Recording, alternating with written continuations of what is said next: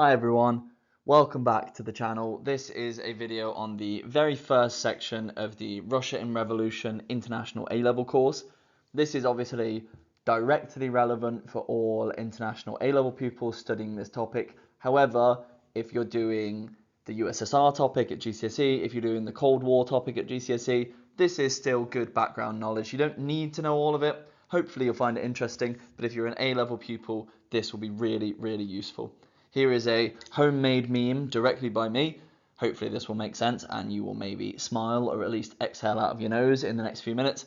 This is what Russian serfs would have looked like after being freed, but immediately put into a lifetime of debt. What we're going to talk about today, like the title says, is an exploration into this idea of Russian backwardness, this idea that despite being part of Europe, Russia was not European and it sort of existed in a time capsule, especially in comparison to Britain, France, Germany.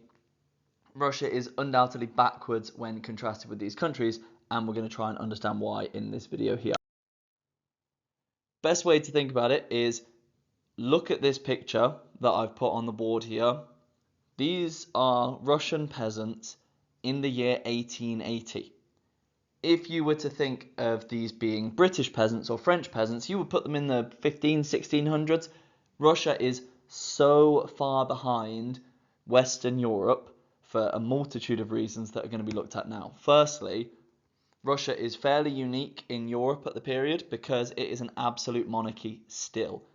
Other countries are monarchies like Britain. However, Britain is a constitutional monarchy, which means there is a government as well. Whereas in Russia, it is an absolute monarchy ruled by the fundamental laws of empire.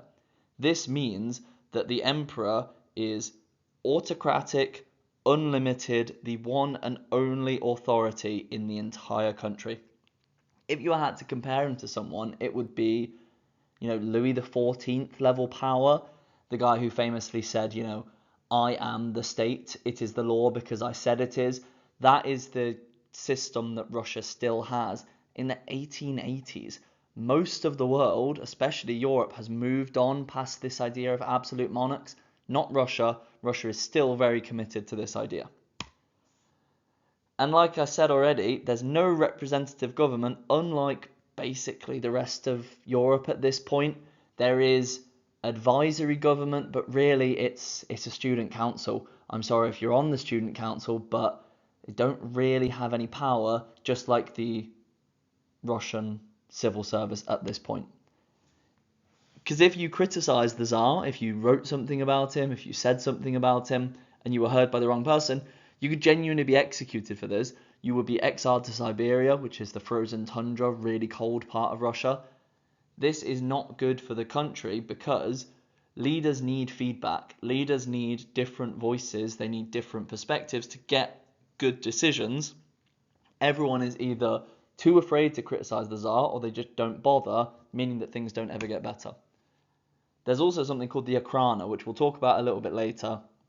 The Okhrana is a bizarrely effective secret police. The Russian government at this point is not very good at anything except the most sophisticated intelligence service ever seen, really. The Okhrana is amazing at suppressing and repressing opposition groups, so much so that it kind of heightens radicalism, because the Okhrana shut down meetings so quickly and they shut down newspapers so quickly that a lot of these groups tend to think that the only option for them is to violently bring down the government.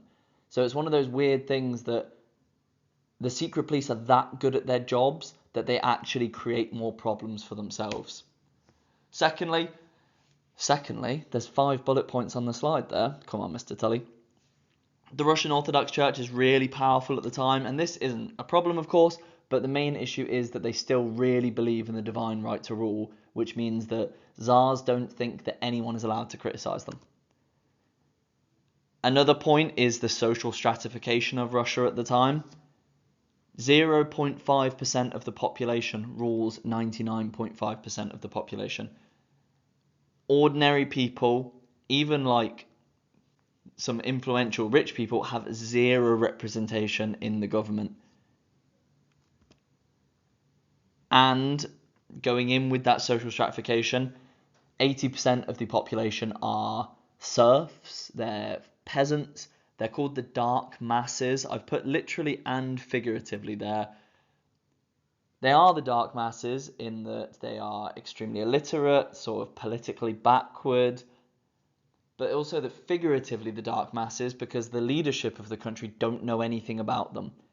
Something that's interesting is that the leadership of Russia is terrified of its own people, and it's terrified of its own people because it doesn't understand its own people. You know, why are you, not you personally, but why are people afraid of the dark? Well, you're not afraid of the dark, you're afraid of what might be in the dark. Russian leaders are afraid of their own people because they don't know them, therefore they don't make any attempts to improve their lives.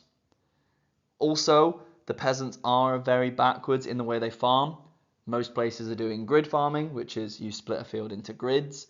In Russia, they're still doing strip farming, which is a really bizarre system where you look at a field and draw a load of squiggly lines and, you know, Jeff has this part of the farm and Vladimir Vurapov has the next part of the farm. It's not a very efficient way of doing it, but it's the way they've been doing it for a long time and they don't want to change. And the Russian army is really backwards. People are really afraid of the Russian army for some reason, but it's not very good at all. The famous example is during World War One, which is obviously in about 30 years' time, chronologically where we are, there are 3 soldiers per 1 gun. The Russian army is massive, but it's extremely, extremely backwards. And the final point on why Russia is so backward is because their government, their civil service, is filled full of people that don't really want to do the job. They're called careerists by Lenin a bit later on. The civil service is full of people that aren't interested in changing the country because they have quite cushy lives, which obviously isn't conducive to any sort of positive change. So Russia is backward for many, many reasons. It's politically backwards, it's socially backwards, it's economically backwards. Everything about it is very far behind the rest of the world. And the first Tsar who you're going to learn about is Alexander II. And we're going to have to talk now about, was this an attempt to reform?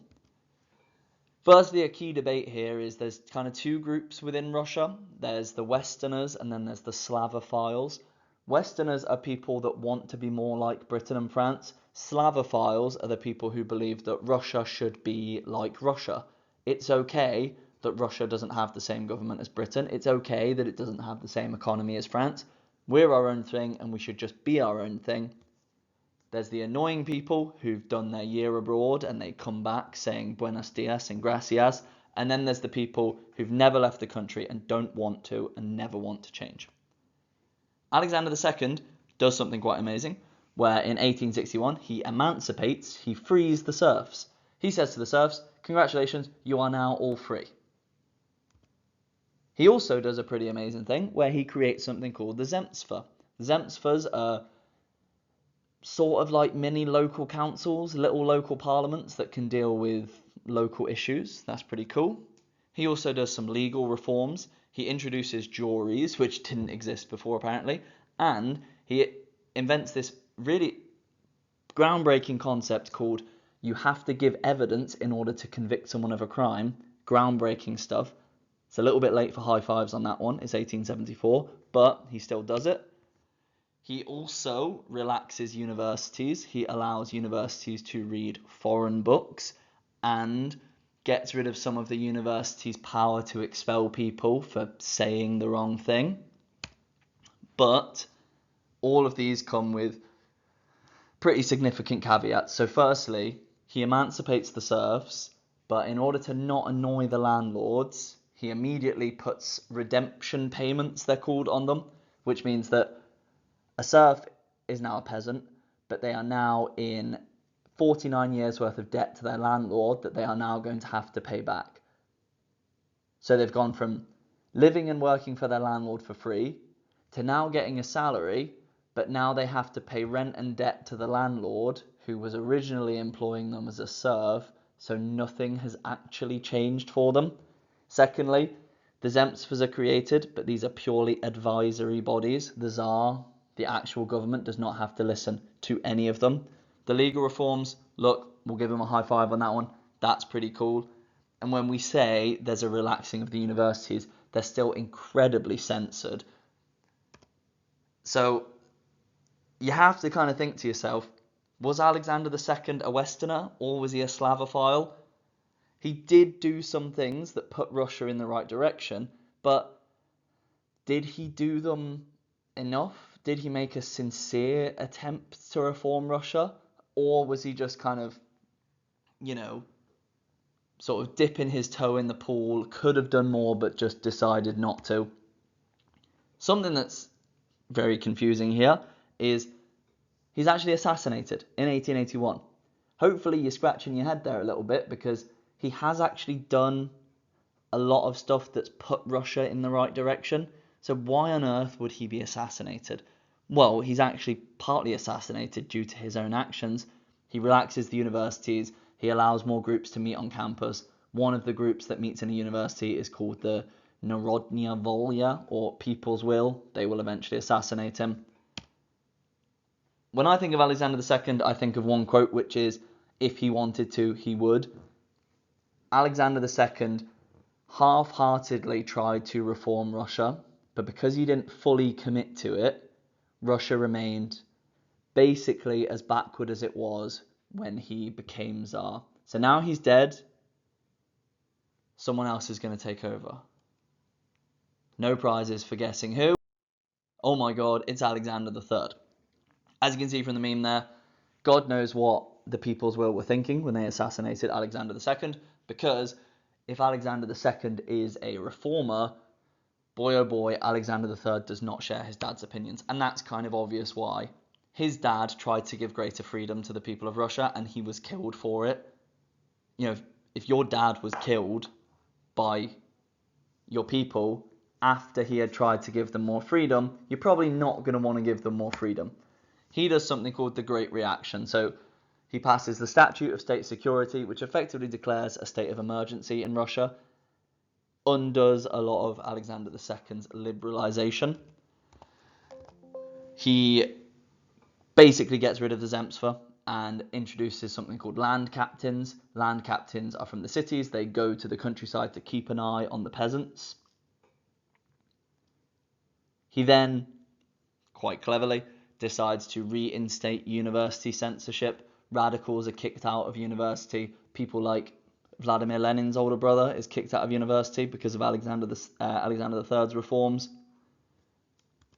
He massively expands the Okhrana. He is the reason that the Okhrana becomes so good at what it does. Something it gets really good at is infiltrating revolutionary groups using things called agent provocateurs. So Okhrana agents would either convince or blackmail members of revolutionary groups to be snitches, effectively. And they were so good at this that one group, the Socialist Revolutionaries, 2 of the top 3 guys were Okhrana secret agents, but they didn't know it, and they snitched on each other. Kind of bizarre, but the Russian secret police is just inexplicably good at its job. And then Russification is massively accelerated under Alexander III. He believes that his dad gave too much freedom to the minorities in Russia, the Finns, the Ukrainians, the Jews, the Muslims, so he decides to accelerate the process of Russification, which is making it a crime to speak a language other than Russian in schools, no education in native language, etc. So Alexander III, he undoubtedly is a Slavophile. He is undoubtedly a big reason that Russia is still backwards by the time he dies. And it's still backwards because he wants it to be backwards. He takes away the very small freedoms that Alexander II, his dad, gave to the people. He massively increases the power of the Tsar, massively increases the repression of alternate voices, and Russification, more like Russifrustration. No, nothing. I thought that was quite clever. And then he dies. And when he dies, he is replaced by his son, Nicholas II, my profile picture on this channel. Not the hero Russia deserved, or the one it needed, really. And that is the teaser for our next video when we are going to talk about the reign of Nicholas II. Hopefully that made sense, an explanation of why Russia is so backward by the time Nicholas II comes onto the throne. It's politically, economically, socially backwards for various reasons. Alexander II attempted to give some freedom, but it was all very half-hearted, and Alexander III was very keen for Russia to stay politically and socially backwards, which means by the time that Nicholas II comes onto the throne, he inherits a country that is maybe 300 years behind the rest of Europe. Thank you for watching. Hopefully you found it useful. I'll see you in the next video.